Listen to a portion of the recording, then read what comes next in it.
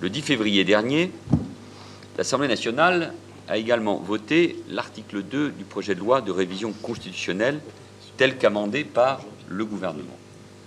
L'article 34, ainsi modifié, permettra à la loi d'organiser les conditions dans lesquelles une personne française peut être déchue de sa nationalité ou des droits attachés lorsqu'elle a été condamnée pour crime ou délit portant gravement atteinte à la vie de la nation.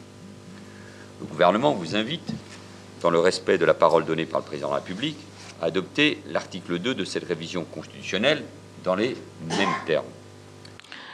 Alors vous nous demandez d'être à la hauteur, de ne pas hésiter dans les réponses à apporter. Nous essaierons de faire comme vous et de nous hisser au niveau de responsabilité que vous nous désignez. Mais nous n'avons pas l'habitude de nous dérober.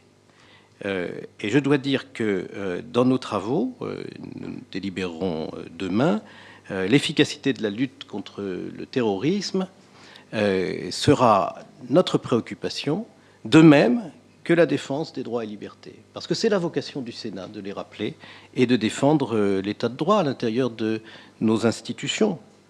Nous ne souhaitons pas donner aux législateurs de demain ou d'après-demain des pouvoirs que nous pourrions nous reprocher d'avoir inscrits dans la Constitution s'ils devaient déboucher sur une limitation de la portée d'un certain nombre de garanties fondamentales. J'ajoute que dans la révision constitutionnelle, on ne peut pas mettre à la charge du Sénat, plus qu'à la charge de l'Assemblée nationale, le soin de se conformer au vote de l'autre Assemblée. Et nous ferons notre travail. Mais nous le ferons dans un esprit évidemment constructif, compte tenu de l'importance des enjeux que nous avons à relever ensemble. Nous avons naturellement été particulièrement attentifs à l'exigence exprimée par le président de la République le 16 novembre dernier. Nous avons été très soucieux de nous inscrire dans cette volonté exprimée de nouer un pacte national dans la lutte contre le terrorisme, et nous ne nous écarterons pas de la ligne qui a été tracée à ce moment. Et il est évident que quand il s'agit d'une révision constitutionnelle, il ne s'agit pas de prendre, de laisser, non, il s'agit d'avancer ensemble.